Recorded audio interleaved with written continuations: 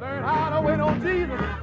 Learn how to wait on Jesus. Learn how to wait on Jesus. He's gonna make everything all right. I got started in gospel music as a kid here in Chicago, and I was discovered by James Cleveland and Mahalia Jackson. My playing was different to the gospel ear because I studied classical music. So when I play gospel music, you're going to hear the classical touch. And James liked that. He loved it.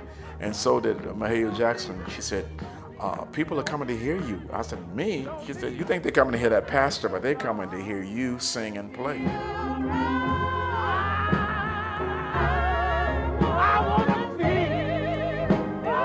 As Jesse continued to work with James Cleveland, a surprising opportunity arose during a recording session in New York for Jesse's talent to be noticed.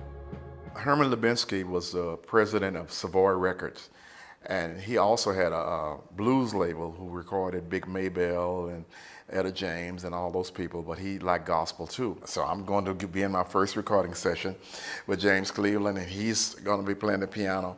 And I had written a song for James. Well, we in the studio rehearsing, not knowing that Herman Lubinsky had a microphone in his office that he could hear everything that was going on. He came into the studio and stopped us and said, "Who was that?" And we all froze. James stopped. All the other singers and musicians stopped, and we're like, "What do you mean?" He said, "Who was that singing?" And for about 2 minutes, nobody said anything. I said, "Me." He said, "Well, when you get ready to record on your own, come see me." And walked back out of the studio. That's how I started recording. Shortly thereafter, Jesse wrote the hit song God Can Do Anything But Fail for James Cleveland. As his notoriety grew, organizers of the famed Newport Jazz Festival got wind of Jesse's talent and invited him to perform, even though he isn't a jazz artist. Everybody thinks I'm going to sing the blues. They didn't have gospel. So everybody wanted to come and hear these gospel singers.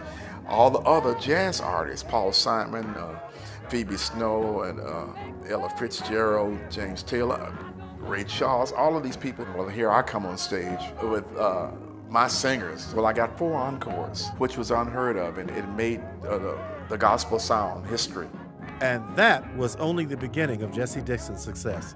Shortly thereafter, Paul Simon asked Jesse to tour with him, and they went on to record several gold albums together as a result of their 8 years of collaboration.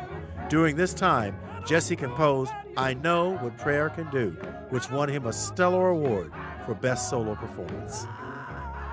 I wrote that song right after I met Paul Simon at the Newport Jazz Festival.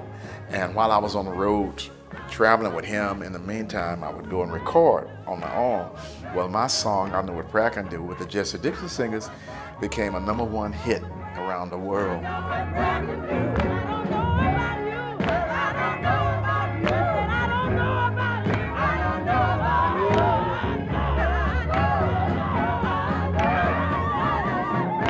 Without question, Jesse Dixon has emerged as one of a handful of gospel superstars.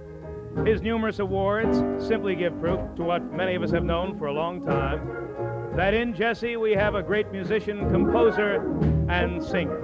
These old heavy burdens can't last.